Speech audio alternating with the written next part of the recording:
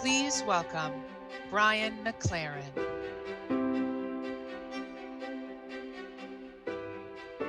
Good day, everybody. So glad that we can be together.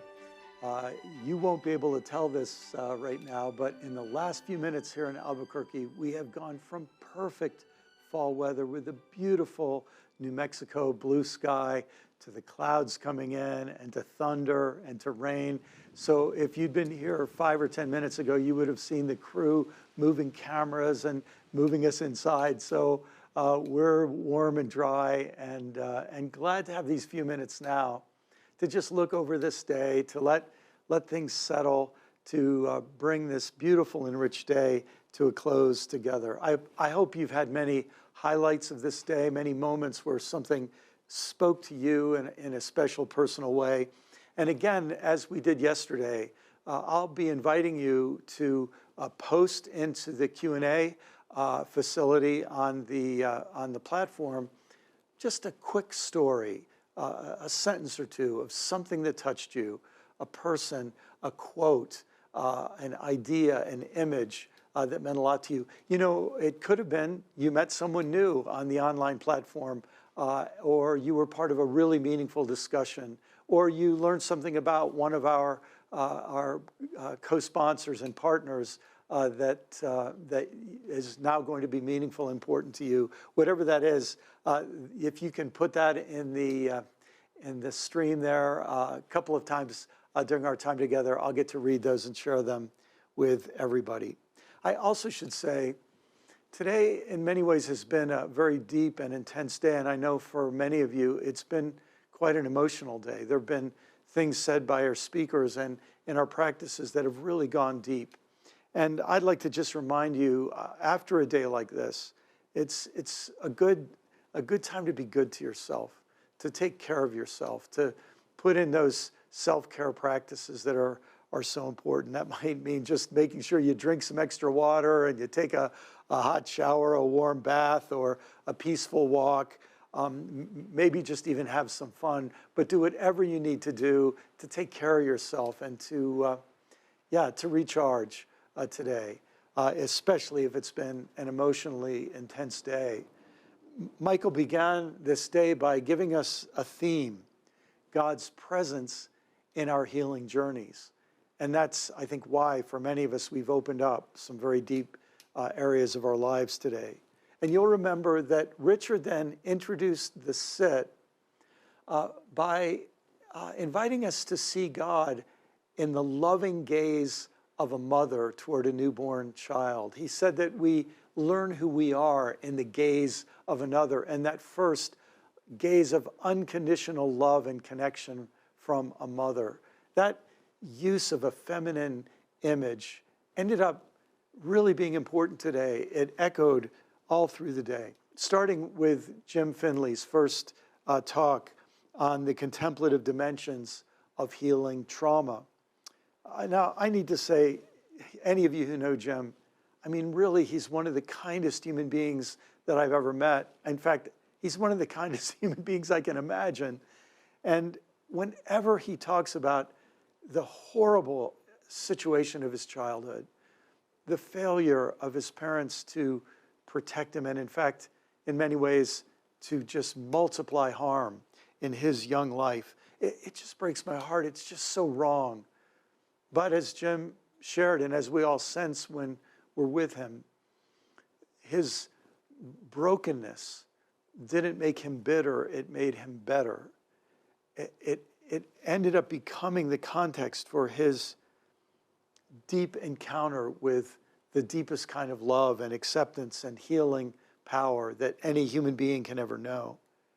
I think you noticed that both yesterday, Dr. B, and today, Jim Finley shared experiences from their childhood, experiences of joy and experiences of deep pain.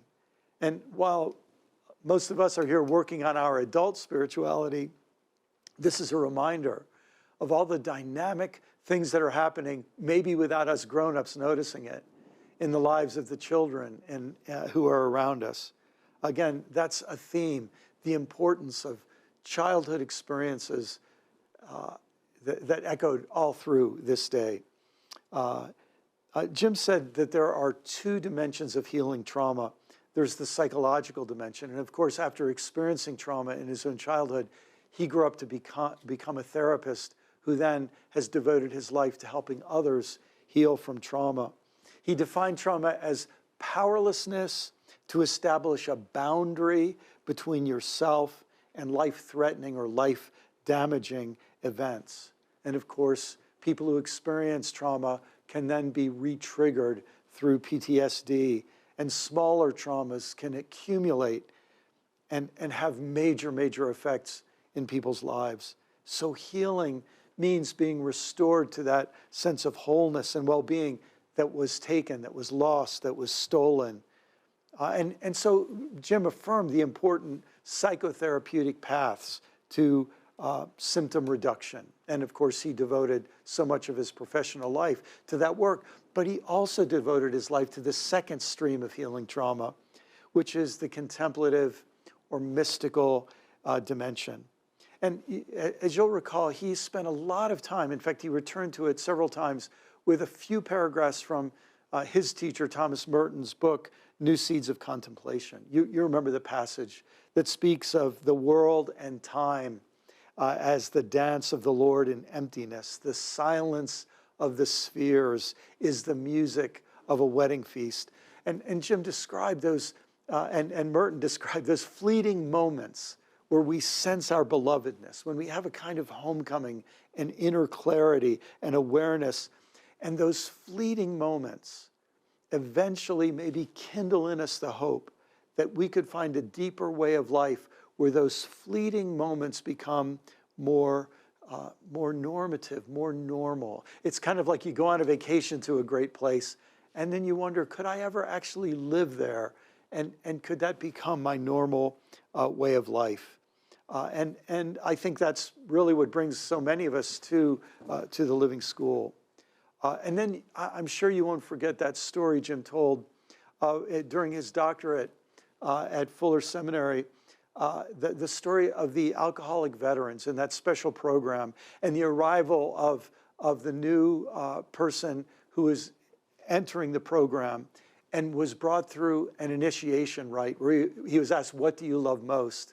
And all of the members of the community that this new recruit was entering called BS on his answers until he finally said, what I love most is alcohol.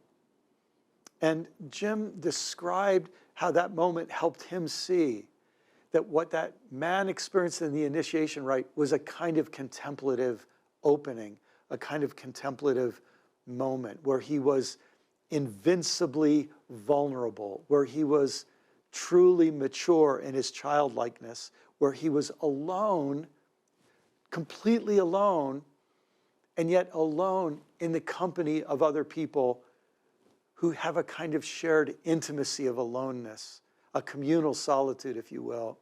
A moment when the man knew nothing, and in that knowing of nothing has a luminous understanding of his unknowing. A moment where he was reduced to silence by the truth that he had just spoken. But in that silence comes the arrival of a deep awareness. And then finally, he spoke of that moment as a moment of dying to the alcoholic that he had been, dying to the alcoholic inside of him, and being born into the possibility of a new identity. Again and again, as Jim was describing that experience, it made me think of one of my favorite singer-songwriters, Bruce Cockburn, who describes being in the scene, and he says, all these years of thinking ended up like this, in front of all this beauty, understanding nothing. And that realization that I've been trying so hard, all these years of thinking, but here I am now, and I have a chance for a new beginning. He called those axial moments of profound simplicity. I'm going to guess that a lot of you, as Jim spoke, just felt like fireworks were going off, or sparks were flying, or maybe lightning bugs were lighting up, And so I'd like to take a couple of minutes now, and I'd love to hear from several of you about some of your insights or moments from the day. And so, first of all, thank you so much for sharing them and allowing me to share them. Mary wrote, God spoke to me today at a very deep level through his messenger, Jim Finley. Thank you, Jim. That being expressed a debt to each and every speaker who came into our home today and blessed us with your unique gifts. Thanks, Mary. Jenna brings this Q&R from the Q&R with Jim Finley. Anger is the God-given emotion that restores the boundary that was violated. Oh my goodness, that's deep insight there. Carrie Jones said, in addition to getting to listen to these marvelous and wise speakers, thank you to the production tech team and crew for the beautiful presentation. The music combined with the wonderful nature scenes are lovely. That's certainly true.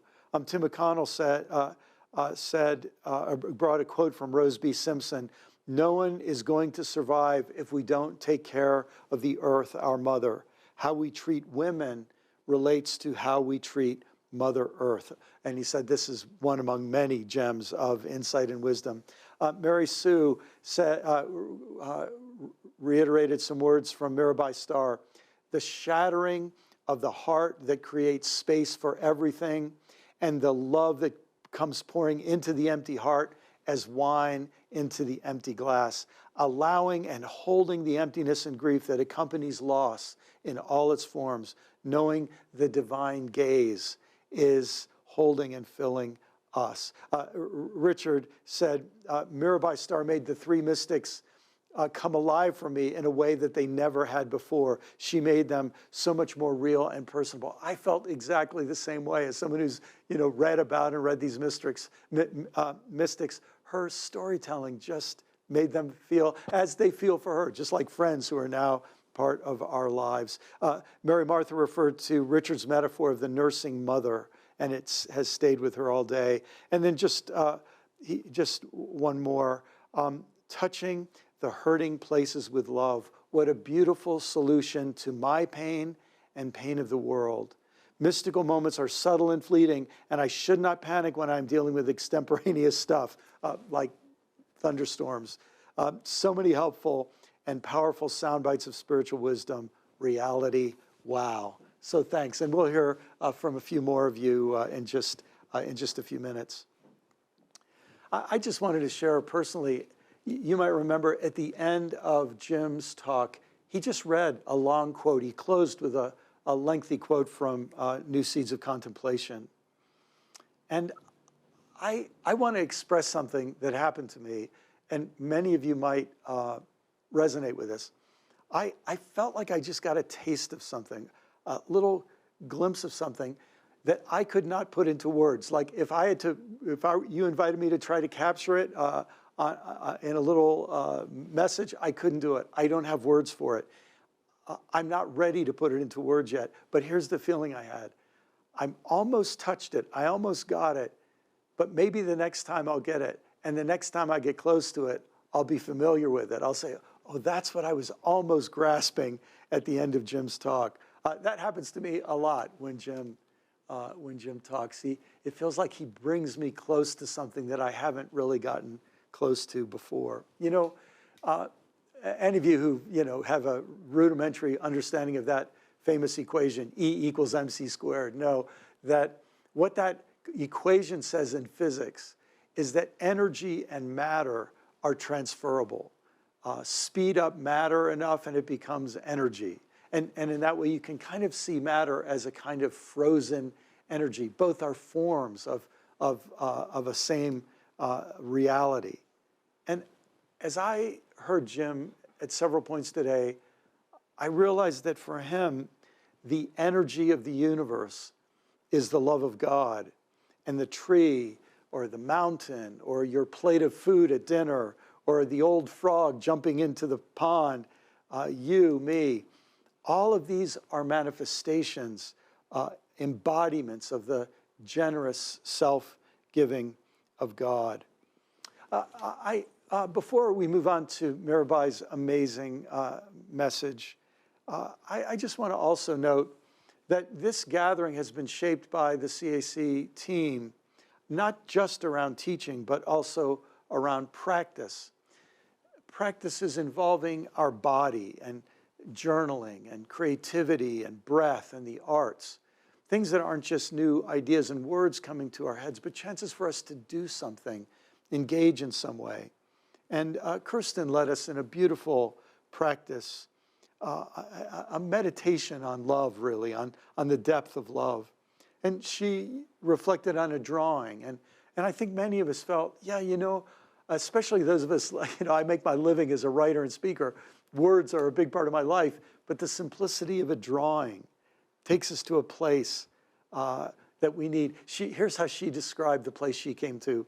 I felt so present as if time were standing still. I was open-hearted like my heart might burst at the seams. I was awake and able to see the preciousness of another.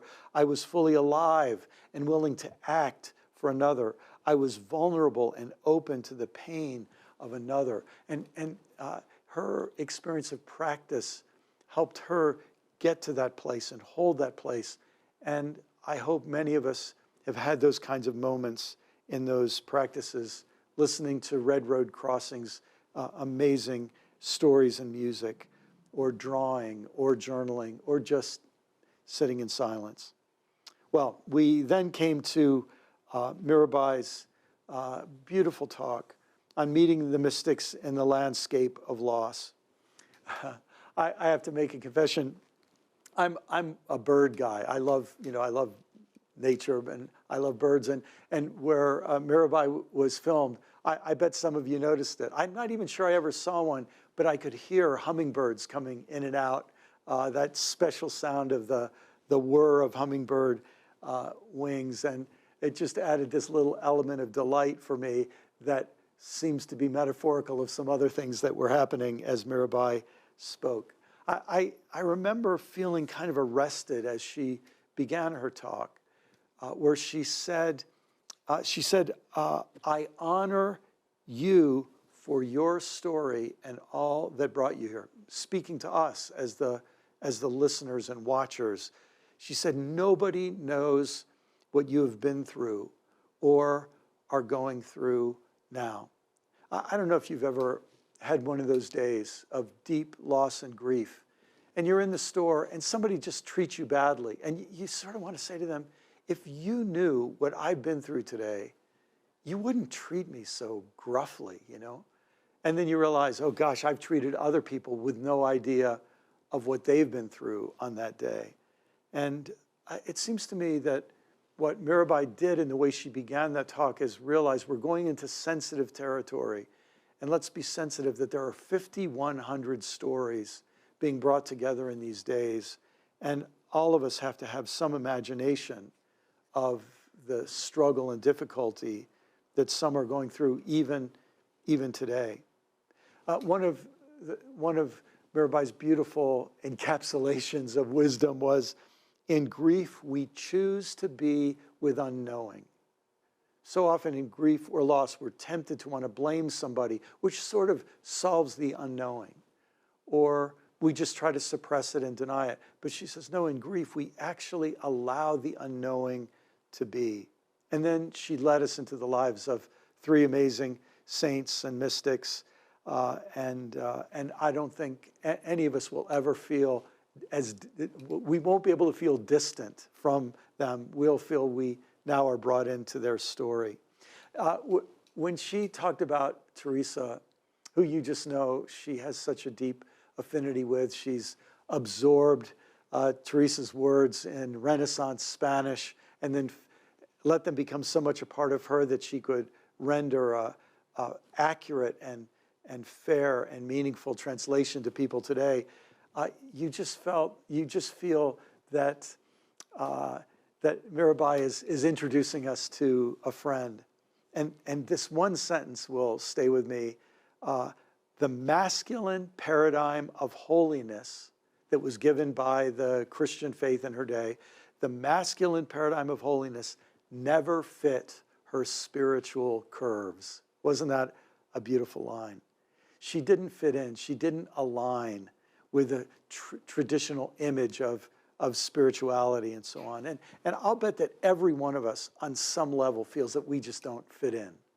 And we felt times where the structures that we were brought into, we would have to lie, we would have to pretend, we would have to be frauds in order to fit in. And so Teresa has to defy them to be herself. She has to defy her father. Remember when she returns to the convent, and that defiance was painful to her because she loved her father. And I think that captured for me some of the struggle for our traditions, sometimes literally embodied in our parents or grandparents, but facing traditions that don't fit our spiritual curves, that patriarchal model that didn't give room for a brilliant, insightful, extraordinary woman like her. And then, of course, comes that description of her illness and her near-death experience that now seems to me to be, I'm going to see near-death experiences in a new way from Mirabai's talk. But it created this depth of pain in her that created a moment, a capacity for connection with everyone. Her suffering didn't shrivel her into her own pain, but it became a portal that increased her empathy for everyone else. And she said, I always want this love that I'm experiencing, this love that comes to me in my pain. I want this love to flow through me always. And again, for Teresa, as for all of us, dramatic experiences came and went. The dramatic experiences weren't the point, but to live a life of loving compassion and action in the world, that was the point. And we see such similar themes in a very different time and place with Hildegard of Bingen. I thought it was so interesting. The suppression of her spiritual insights seemed to bring illness. It created a stress in her. And she had this long period of illness. Again, a common theme that pain and struggling and suffering create rising tension until there's a breakthrough, and it almost is a life and death breakthrough. And out of this comes for this, I mean, really one-of-a-kind human being, a writer, a musician, a healer, an insight of God as living light. God as living light. I have to confess, this touches me because I am struggling. I'll just tell you, I am struggling as never before with our traditional images and words for God. Words that used to be super comforting to me just are causing me trouble now. And I feel I'm at this place in my life, I need new images. And so to think that Hildegard, as far as I know, nobody had ever used that term before. Her experience allowed her to say, I want to speak of God, but I need new language. I want to speak of the living light. And that to me is, yeah, I bet a lot of us can identify with that. And I hope I can take from Mirabai's talk today permission to borrow Hildegard's term, but also to try to go to the deepest place in me and say, how would I name and describe the Holy One in words that feel as vital and alive to me as that image? Before we open it up for some of your feedback again, I'd just like to repeat one other line from Hildegard, where she said, from time to time, I resound a little. And the humility of that statement, I just thought was a good one for all of us. Not many of us are going to have any of the kind of dramatic experiences perhaps that Hildegard did, but the way she summed it all up is, from time to time, I resound a little, and that's not a bad thing at all, to let that resounding happen in us. Well, is this a good time to get some more of the responses from all of you? Okay. Oh, I'm so glad. Ghazal mentioned this. The drummers are drumming, the heart is beating, the mother is breathing, the body is healing, the self-image is dying. And Ghazal Chillan wrote this during the reflection time this morning. That's beautiful. I'll just read it again. The drummers are drumming, the heart is beating, the mother is breathing, the body is healing, the self-image is dying. Thank you so much for sharing that. Paulette said, I so very much agree with the struggle to know how to express God. We definitely need new language, and I guess we always will. Annette mentioned Mirabai and Julian of Norwich. There is no sin, just the woundedness of the human condition, creating an openness into the unconditional tenderness of our loving God. Beautifully said. Thank you, Annette. And Marina, I was touched by the firm ground on which Mirabai stood in naming women's sufferings under patriarchy with no bitter attacks on patriarchy, clearing a space for truth with no rush to clutter that space with fix-its and judgments. Oh my goodness. Marina says, there is power in truth being named and held. Action will follow. Oh, so much wisdom there. So much wisdom there. I'll just read one more. Christy says, I was so overwhelmed with the wisdom and the palpable love of God today, so much that I could not bear it. I found myself distracting away from the feeling, thoughts drifting, checking my phone, etc. I could not bear it all. I hope I will grow bigger and more able to be with such lavish love. On so many levels, that's a gift to all of us. Thank you so much for sharing that. I would, well, there's so much more we could say about Mirabai's talk and about Julian. I'd just like to leave you with one final quote from Julian. She said, it is this foundation of unity that will save humanity. And in that spirit, I'd like to just close off my time before we bring it over to Jim to just read a prayer that was inspired for me today by that beautiful, lengthy quote from Thomas Merton that Jim ended with. And I think we'll have some music playing here as I can just read to you this prayer, and maybe it will resonate with your own heart. So here is the prayer. Holy One, when I'm in pain and grief, I often cannot hear your invitation to see the world and time as your dance in emptiness.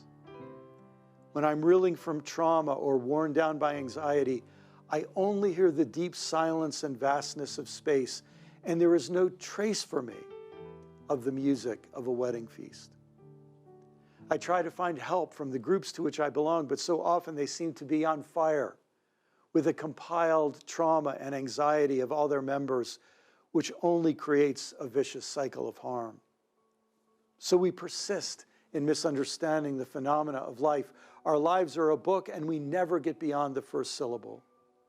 We analyze everything and flatten everything into strange finalities, or we interpret everything in light of our own desperate plans and neurotic games. The more we do this, the more we involve ourselves in sadness, absurdity, and despair. Instead of healing our grief, we multiply it, we reify it, we lock ourselves and one another into it. But it does not matter much, because deeper than our despair is a bottomless, almighty reality. While we fret and theorize and filter everything through our dualistic categories, the holy joy of your cosmic dance goes on, Holy One, and on, unfazed by our consternations.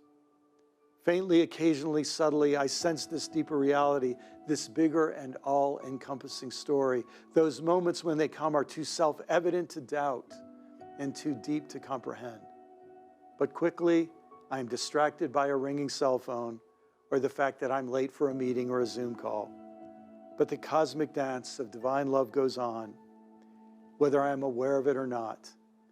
Indeed, O cosmic dance, I am in the midst of you, and you are in the midst of me. For you beat in my very blood, whether I want you to or not.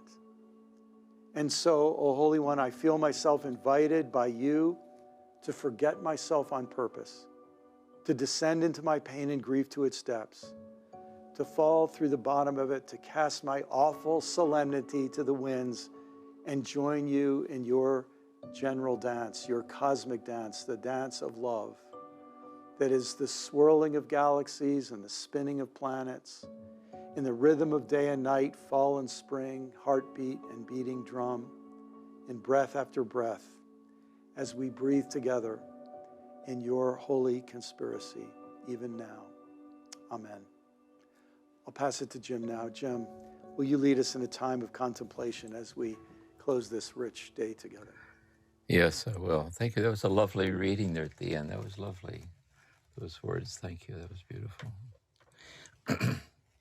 I have 30 minutes to lead us in a meditation. And what I want to share with you is a way I learned to practice contemplative prayer at the monastery. And when I would tend to lead silent contemplative retreats, this is usually how I suggested what people could explore in the sittings. And so I offer it to you in the hope that you might find in it aspects of this that might help you in your own times of prayer and meditation. I want to be very kind of like a poetic brevity to this. And so if you want to pursue this further, in my book, Christian Meditation, I spell this out in more detail that you can sit with and so on if it suits you. So I'll begin the guidelines for sitting. I'll share this as a kind of a lectio, poetic lectio, and we'll have a few minutes at the end to sit in silence. Begin with Thomas Merton reminding us that when we pray in our understanding that we belong to God. And that in our times of prayer meditation, our intention is to pray that we might learn from God how to deepen our experience, our understanding, and our response to God's presence in our lives. And so in the light of this intention, then, here's a way to practice contemplative prayer that has personally helped me over the years. The guidelines are first with respect to the body, is to sit still, to sit straight, eyes closed or lowered towards the ground, hands in a comfortable or meaningful position in your lap, slow, deep, natural breathing. The guideline for the mind is to be present, open, and awake, neither clinging to nor rejecting anything. And the guideline for attitude is non-judgmental compassion towards yourself as you discover yourself clinging to and rejecting everything. I would now like to walk with you through these aspects of practice. First, with respect to the body, to sit still. On a very practical level, it's very practical to sit still because if we're always fidgeting about, it's hard to settle. But by sitting still, we can learn to be still, that we can learn from our body how to be. At a deeper level, we sit still in our heart knowledge that there's no place to go. Is why we sit still. That right here in this moment, in this place, the infinite presence of God is pouring itself out and presencing itself as the intimate immediacy of my very presence, my nothingness without God. Nothing is missing here. And everything is here. And if I can't find God here, I'll can't find God anywhere. There is nowhere to go. It's all right here. It's still a deeper level. The stillness of practice is the stillness of death, the stillness of the dead. And death is the gate of heaven.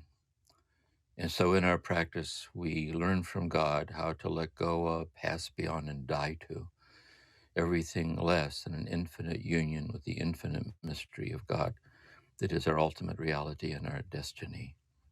This death by love, actually, eternal, deathless life. And then in Scripture, at the beginning of the sitting, be still and know that I am God.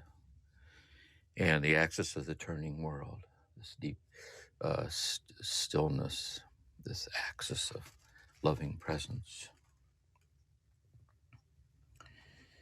And so through our body, as we sit then, we can settle down through these dimensions of stillness. Next, to sit straight. You know, in ego consciousness, when we're tense, we sit up straight like we're alert. But if we're sitting straight, we notice that as we get tired or sleepy, we can notice our posture kind of slumping over. We kind of do this. And so the key to the practice is sitting still, sitting straight. But be very attentive to when you see yourself slumping over in the practice, on how you renew your practice. There's a poetic image. Imagine a mother, her little infant's up in the middle of the night crying, crying, crying, crying. And finally the baby falls to sleep. She takes the baby and puts it in the bed, and she slides her hand out from under the baby, very, very careful as to not wake it up. So that when we sit in practice and we realize that we're slumping forward, we should renew the straightness of our posture with the gentleness with which the mother slides her hand out from under the infant. You know, when we meditate, we're searching for God, and what we don't expect is the unexpected nearness of God, that God is somehow the incarnate infinity of the gentleness with which we renew the straightness of our posture. It's nonviolence in the world. Next, with our eyes closed or lowered towards the ground. Some people find it most natural to close their eyes. Other people find the imagery disturbing or distracting. Therefore, they lower their eyes toward the ground at a 45-degree angle or so. You can also practice a mandala that is a sacred object, a crucifix, a cross, an icon, a flower, a stone, where you focus your gaze. One writer once says, the longer you gaze upon it, the less obvious it gets, on the divinity of the immediacy of the simple thing. And see, the prayer, Jesus said, you have eyes to see and you do not see. What if we could all close our eyes right now? And with our eyes closed, we could be interiorly awakened so that when we opened our eyes, we'd see through our own awakened eyes what Jesus saw and all that he saw. What would we see? We'd see God, because Jesus saw God in all that he saw. And what's fascinating is it didn't seem to matter whether he was looking at his own mother or a prostitute, whether he was looking at a person of great wealth and power or a widow dropping her last coin in the box, whether he was looking at his disciples or his executioners or a flower or a bird. Jesus saw God in all that he saw. And so this is Jesus said, you have eyes to see and you do not see. There is your God-given capacity to see the God-given godly nature of everything that you see, and you don't see it. And in this lies the source of all your confusion, all your sorrow, all your clinging. See? And so then our prayer is, Lord, that I might see through my own awakened eyes the presence of God present in the immediacy of everything that I see, the God-given godly nature of the concreteness of things, the incomprehensible stature of simple things intimately recognized. Next, your hands in a comfortable or meaningful position in your lap. Comfortable just means usually have your palms face down on your thigh. You can also have your palms up, like an open receptiveness to God. There's different mudras or positions of your hands or prayer in your hand. But the point is this, your hands are still because this is Sabbath. This is Sabbath. This union you seek is not the work of human hands. You cannot, by your own finite efforts, bring yourself to the infinite union with the infinite, that the infinite love of God is placed in your heart, drawing you unexplainably to itself. But notice the Sabbath is a certain kind of active passivity. It's like actively surrendering and being receptive to the transformative power of God's presence in your life. For us in the Catholic tradition, O Mary, be it done unto me according to thy word. He's looked on his servant in her nothingness. That she actively chose as an act of freedom to interiorly surrender to the act in which God became flesh in her. And so this is this paradoxical inner surrender to this love. Take me, break me, make me your own. That this love might have its way with you, like this, as an interior paradoxical work of yielding, surrender, as freedom. Next, the breath.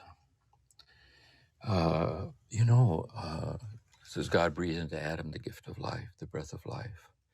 What if we would say, just as an experiment here, what if we were going to sit for 5 minutes, but no breathing at all, and then when it's over, we can discuss how it went. How did that go? It's not advised. See, it's not advised, and so to be at the deathbed of a dying loved one, it's tangibly clear that your next breath belongs more to God than to you. That just like you cannot bring yourself into existence, you cannot give yourself your next breath. See? And so we sit in meditation, deeply attentive to the inhalation. From whence does it arise? See, the God is the infinity of the intimate immediacy of the breath, and the breath is the intimate immediacy, the presence of God. We were running roughshod over the union with God we're looking for, and it lies hidden for us in the life-giving rhythms of the breath. So when we inhale, we take in this God's side, this self-donating presence of God, God inhaling us, inhaling God into us as our life. And then when we exhale ourselves. We give ourselves in love to the love that with the next inhalation is giving itself to us. For in the reciprocity of love, destiny is fulfilled. Whenever we think we're losing our way along the way, we can always return to the sovereignty and the infinite wisdom that's offered to us in the mystery of the breath. Next, the mind, to be present, open, and awake, neither clinging to nor rejecting anything. This is a little subtle, but it's key here to this contemplative prayer understanding. Is, let's say you're going to sit for 20 minutes. You're going to be present, open, and awake, neither clinging to nor rejecting anything. In this present moment attentiveness, being grounded in the immediacy of the present moment. And what you'll notice is thought arising. It might arise within a second. It may take a few seconds. And as the thought arises, the key here is to be aware the thought is arising, but you do your best not to think about the thought that's arising. Because if you think about the thought that's arising, you're thinking, and then thinking will carry you off again, and you won't be here. You'll be lost in your thoughts. So the key here is to just practice. See, the awareness of thinking is not thinking. And the awareness of thinking bears witness that thinking doesn't have the final say in what awareness is. And so you sit in the awareness of thought, the thought is arising. And if you watch the thought, you're to notice too that no matter how pleasant it is or profound it is, you're not to cling to it because it's passing away. And the you that thinks the thought is the self that's passing away. No matter how painful the thought, how disturbing the thought, do not reject it. Be even-minded, respectful, even reverential in this awareness of thought arising, not clinging to it in its pleasantness, not rejecting it in its discomfort or unpleasantness, this even-mindedness. And as you watch the thought, you'll see how the thought arises, the thought lingers, and then the thought passes away. Another thought arises, you watch it, it lingers, and it passes away. A thought arises. Sometimes the thought enjoys it so much it runs around and takes another turn. You do here, there it is again. See? And you watch it. And the same applies to images. The same applies to memories. The same applies to feelings. The same arise in bodily sensations. Whatever comes into conscious awareness, you just become aware that it's arising. You notice whether it's pleasant or unpleasant. Remain watching it as it arises, endures, and passes away. And if you're sitting for 20 minutes, it's just like the 20-minute session you're meditating in. It is arising, it's enduring, and it's passing away. It's just like this day. It's arising, It's enduring, it's passing away. It's just like this day here at CONSPIRE. It's arising, enduring, now it is passing away. Just like your life is arising, your life is enduring, and your life is passing away. Just like the universe is arising, the universe is enduring, the universe is passing away. We're trying to discover the divinity of the arising, the enduring, and the passing away. What renders it trustworthy, boundaryless, endless, vast, and true. See? This non-clinging, moment by moment, grounded attentiveness. Next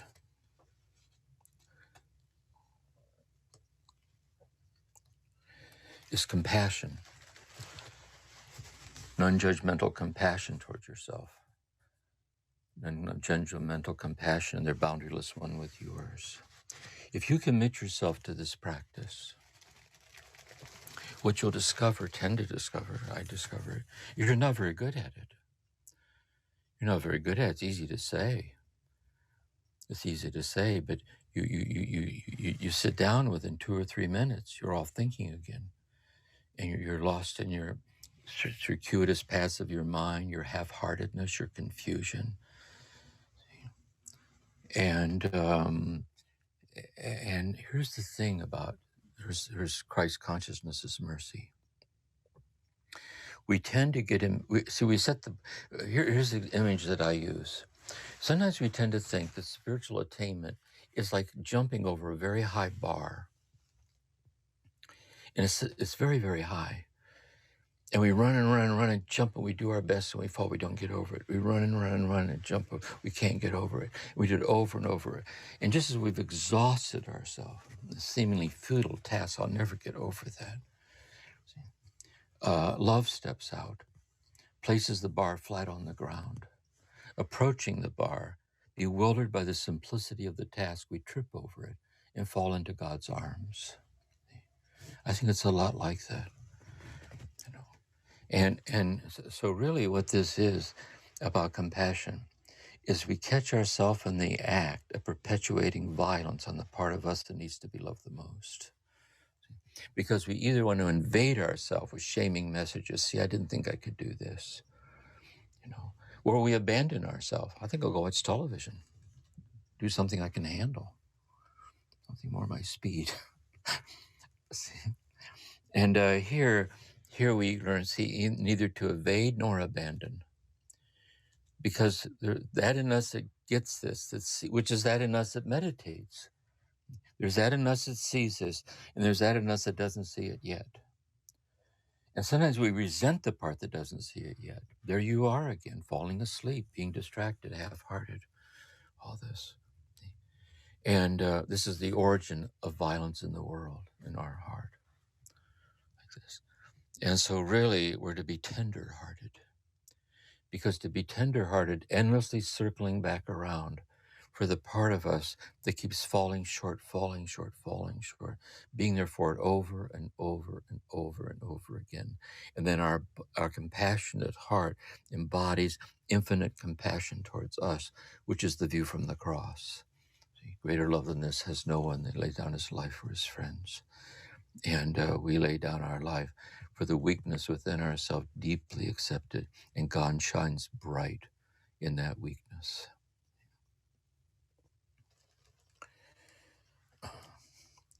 And lastly, if it helps, you can use a word in this practice. So the Cloud of Unknowing has guidelines for this.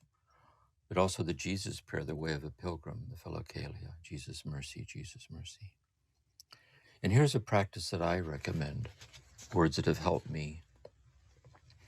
Is when you sit in the practice like this, sitting still, sitting straight, with all your heart, like this, and this. And when you inhale, listen to breathe, inhale God's silent, I love you. God inhaling himself, uttering completely into you as the gift and miracle of your life in your nothingness without God. And then when you exhale yourself. Let us exhale yourself in love to this love. then in the next inhalation is giving itself to you in this reciprocity of love. Now, as you're sitting there, maybe you're sad about something that's happening. And you sit there in the sadness, and as you inhale the love of God, loving you through and through and through sadness and all. And when you exhale yourself in love, sadness and all, to the love that loves you infinitely, sadness and all. Maybe you're experiencing physical pain. And when you inhale the love that's loving you through and through and through and through and through, pain and all. And when you exhale yourself, pain and all, to the love that's infinitely loving you, pain and all. So too with loneliness, so too with betrayal. And also, I would say, so too in moments where we're so overwhelmed, we just can't do this. We just can't do this. And so we give ourselves over to God loving us so in our inability to do it. See? Deeply accepted, and we walk our walk and do what we need to do, to face what we need to face, and to go through what we need to go through for ourselves and for others. And so the idea here would be, this is a rendezvous with God, wholehearted sincerity with God, and little by little by little, this experiential self-knowledge of this communion of God's life in your life. Gets deeper and deeper and deeper, and it starts showing up throughout the day, like little glimpses and glimmers of it throughout the day. In the way you see people, your attitudes towards things, it becomes more and more what it's like when you wake up in the middle of the night. And little by little by little, we become stabilized, being a contemplative person in the midst of the world, which to be in the world as Christ was in this world, that God so loved that he sent his only begotten Son. And the Word became flesh and dwelt among us, and this flesh is our flesh, it's your flesh. It's our brothers and sisters in the earth, and so on. So that's the practice. And so let's do a short sit, very short sit then. Taking this for 5 minutes. And we'll do a shortened version of this, in which I'll invite you to fold your hands. And we're going to unbow. The Soto Zen Master Shunryu Suzuki says, when we bow, we give ourselves up. And if ever you get to a place in life where the only thing you can do is bow, you should do it. So as contemplative women and contemplative men, the least we can do is bow in communal gratitude to God for drawing us here, for this CONSPIRE gathering in the presence of God together. What a gift. What a miracle, seriously. And then I'll ring the bell once, and then we'll sit in God's presence as it's given you to do so. And at the end of the 5 minutes, I'll ring the bell once. We'll fold our hands and we'll bow in gratitude. It went the way it went. It was more than enough. It's always more than enough because it's God. Okay. So with that, then, I invite you to sit straight. Hold your hands and bow.